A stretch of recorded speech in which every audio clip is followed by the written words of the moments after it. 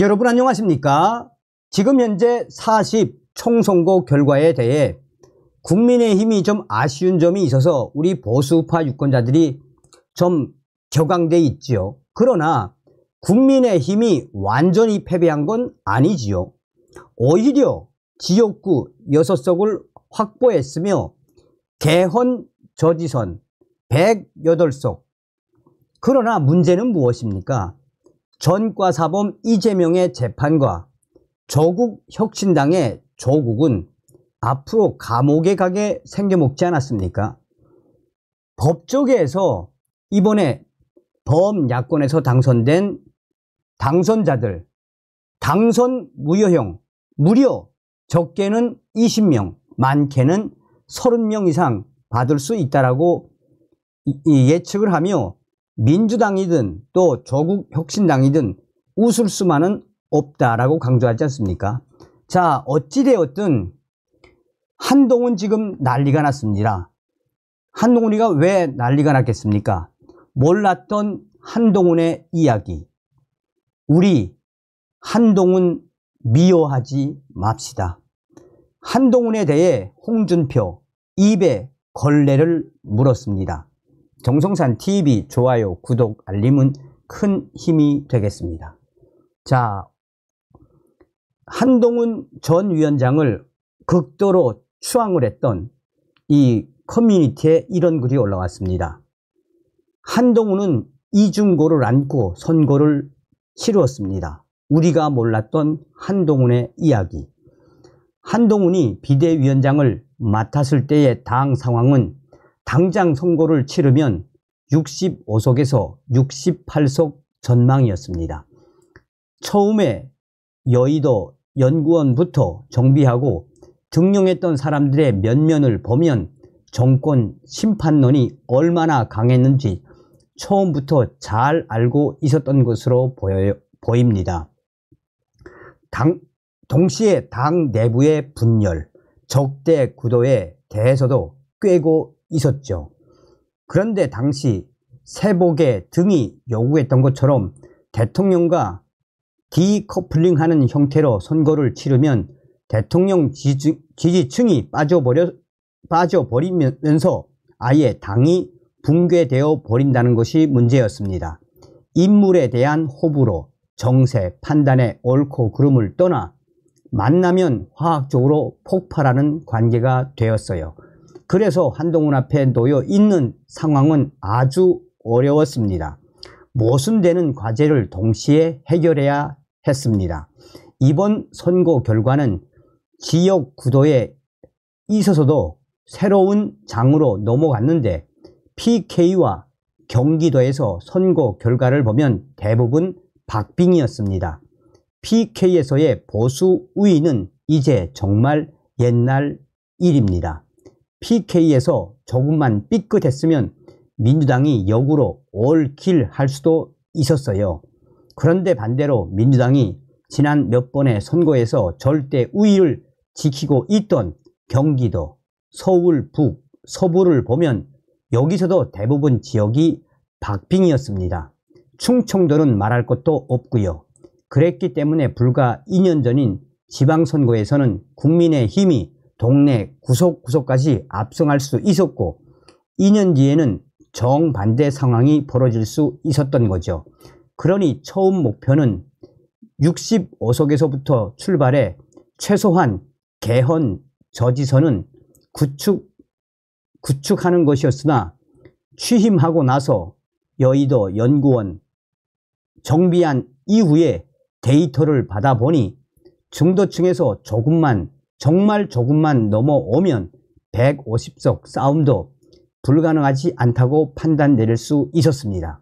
그런데 어찌되었던 여기서 반드시 충족되어야 하는 전제 조건은 당에 남아있는 지지 기반이 더 이상 분열되거나 붕괴되어서는 안 된다는 거였죠. 당연한 얘기죠. 그런데 그러면서도 정권 심판이라는 위기 상황을 공유하고 있는 집단 역시 안고 가야 했습니다. 그래서 한동훈이 선택할 수 있는 유일한 내부 전략은 이랬습니다.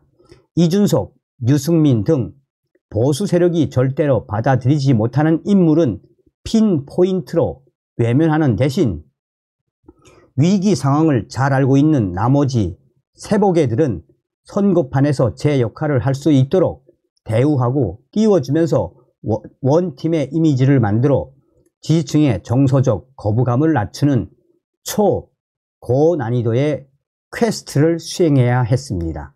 그래서 대통령의 이해할 수 없는 결정들에 대해서도 최대한 물밑에서 조종하며 갈등 상황을 밖으로 드러내지 않으려고 했죠.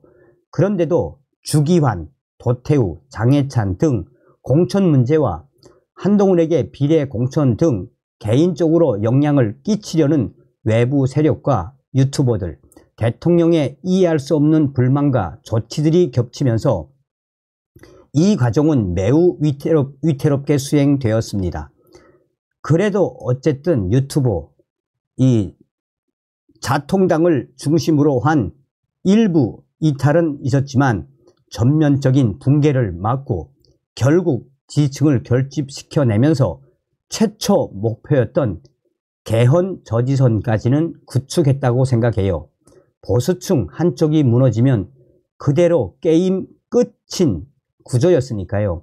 물론 저도 대통령이 그렇게 계속 깽판을 칠 줄 알았으면 한동훈이 처음부터 과감하게 결별했으면 어땠을까 하는 생각도 들지만 제 감정과는 별개로 만약 그랬더라면 보수층 한쪽이 조기에 무너지면서 중간중간 있었던 반등의 모멘텀조차 없이 승부가 끝났을 거라고 봅니다. 그리고 이렇게 전제 조건을 충족시킨 상황에서 대통령을 정면으로 건들지 않으면서도 부정적 인식에서는 비켜나가기 위해 선거 구도를 한동훈, 이재명, 조국으로 만들어 대통령에 분노한 중도층을 일부 당으로 끌어들이고자 했지만 개헌 저지선을 넘어 과반으로 가고자 했던 이 부분에서는 한동훈 위원장에 대한 대통령 주변 세력들의 미친 듯한 비토와 대통령의 선거판 전면 등장으로 완전히 실패했고 결국 선거는 정권 심판 프레임으로 치루어지고 말았다고 봅니다. 라고 전하고 있습니다. 자, 뭐 얼추 맞는 것 같기도 하죠. 자, 당시에 한동훈 위원장의 기자회견 전문. 한동훈, 민심은 언제나 옳습니다. 국민의 선택을 받기에 부족했던 우리 당을 대표해서 국민들께 사과드립니다. 국민의 뜻을 준엄하게 받아들이고 저부터 깊이 반성합니다. 그래서 저는 선거 결과에 대한 모든 책임을 지고 비상대책위원장직에서 물러납니다. 야당을 포함하여 모든 당선자들에게 축하의 말씀을 드립니다. 국민의 뜻에 맞는 정치를 부탁드립니다. 함께 치열하게 싸워주시고 응원해주신 동료 시민 여러분, 사랑하는 당원 동료들, 당선되지 못한 우리 후보들께 위로와 감사의 말씀을 드립니다. 우리가 국민들께 드린 정치개혁의 약속은 중단 없이 실천되길 바랍니다. 어떻게 해야 국민의 사랑을 되찾을 수 있는지 고민하겠습니다. 쉽지 않은 길이겠지만 국민만 바라보면 그 길이 보일 거라 생각합니다. 100여일간 전 모든 순간이 고마웠습니다. 공공선을 위해 봉사하겠다고 했는데 향후 계획은 기자가 묻자 특별한 계획을 갖고 있지 않고 어디에서 무엇을 하든 나라 걱정하며 살겠습니다. 제가 정치 계속 하실 건가요? 한동훈, 저는 제가 한 약속 지키겠습니다. 총선 결과 대통령실과 공동 책임인가요? 한동훈, 제 책임입니다. 자,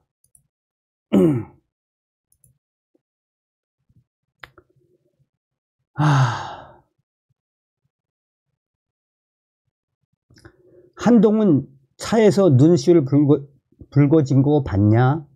기자회견 끝나고 당사에서 나와 차 타고 갈 때 유튜브로 방송만 봤지 기사 사진은 지금 처음 봤음.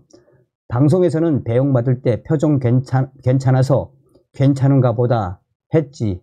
좀 전에 기사 사진 보고 좀 울컥해서 마음 안 좋네. 생각이란 게 있으면 어떻게 그 100여일의 행보를 보고 손가락질 할 수가 있냐. 그 누가 그렇게 암울했던 시기에 기꺼이 뛰어들었겠나. 상식이 있으면 상식이 있다면 생각하기 쉽지 않다면 괴돼지 인증. 잘 추스르자. 한동훈 지지자들아. 여러분, 우리 한동훈 미워하지 맙시다. 저는 실은 이 방송을 선거 끝나고 바로 준비를 하다가 너무 울컥울컥해서 좀 시간이 지난 다음에 해야겠다라고 해서 방송을 해드리는 겁니다. 한동훈 미워하지 맙시다. 우리 최선을 다하지 않았습니까? 자, 한동훈 위원장에 대한 반응들. 그동안 수고 많으셨습니다. 잠시나마 한동훈 위원장님 덕분에 희망을 가졌습니다. 이제 편히 쉬십시오. 당신의 사심없는 수고에 머리 숙이고 곧 다시 봅시다. 수고하셨습니다. 심기일전에서 다시 합시다. 정치 초짜 치시곤 아주 잘하셨습니다. 신선했습니다. 최선을 다하셨습니다. 응원합니다. 고생하셨습니다. 정치랑 참으로 애매하죠. 불철주야 아주 큰 고생을 하셨습니다. 험난한 바닥으로 나와 고생하셨고 다음 대선에서 이재명과 시원하게 단판 승부 짓길 기대합니다. 라며 자, 이 홍방자가 제일 문제죠. 홍준표, 문재인 믿고 사냥개 되어 우리 집 밟던 애. 한동훈 하루 2번 때린 홍준표. 한동훈 대구시장이 40 총선에서 패한 것을 두고 한동훈 전 국민의힘 비상대책위원장을 겨냥해 지난 12일 SNS에 잇따라 글을 올리며 비판 수위를 더욱 높였습니다. 홍준표 시장은 페이스북에 문재인 믿고 그 사냥개 되어 우리를 그렇게 모질게 집 밟던 애 데리고 나와 배알도 없이 그 밑에서 박수치는 게 그렇게 좋더냐? 라고 적었습니다. 한동훈 전 위원장이 문재인 정부 초기 국정농단 수사 실무 책임자로 참여한 사실을 겨냥한 것으로 보입니다. 홍준표 시장은 그런 너의 근성으로 어떻게 이 험한 세상을 살아갈 수 있겠나 라며 자립자강할 생각은 털끝 많지도 않하고 새털같이 가벼운 세런 따라 셀럽이 된 대한민국 특권층 1% 밑에서 찬양하며 사는 게 그렇게도 좋더냐. 또한 홍준표는 나는 그렇게 살지 않는다. 내 힘으로 산다. 내 힘으로 살다가 안 되면 그건 내 숙명이라며 호랑이는 굶주려도 풀은 먹지 않고 선비는 아무리 추워도 곁불은 쬐지 않는다라고 했습니다. 그는 천신만고 끝에 탄핵의 강을 건너 살아난 이 당을 깜도 안 되는 황교안이 들어와 대표 놀이하다가 말아먹었고 더 깜도 안 되는 한동훈이 들어와 대권 놀이하면서 정치 아이돌로 착각하고 셀카만 찍다가 말아먹었다라고 했습니다. 자, 여기까지 했으면 좀 그런가 보다 하는데 또 했죠. 이 홍준표 연일 한동훈 비판. 자, 여기에 왜 제가 입에 걸레 물었다고 이야기하느냐. 지금 이 댓글에 보십시오. 대통령에게 쓴소리 한 적 있나? 선거 전에 도움을 준 적이 있냐? 홍준표. 총선 도움 준 것 하나도 없이 이미 끝난 마당에 마치나 선배처럼 이런 걸레질이나 하고 있고, 홍준표 당신이야말로 소인배야. 홍준표 추접스러워. 나이값도 못하는구나. 그렇게 열심히 한 한동훈 위로는 못해줄 망정 이렇게 저격하는 게 홍준표식이냐? 넌 끝났어. 이 홍방자야. 입에 걸레를 문 홍방자야. 넌 끝났어. 자, 사람이 욕할 때가 있고 안 할 때가 있죠. 어찌됐든 우리 한동훈 전 위원장 미워하지 맙시다. 다음 시간에 뵙겠습니다. 별공.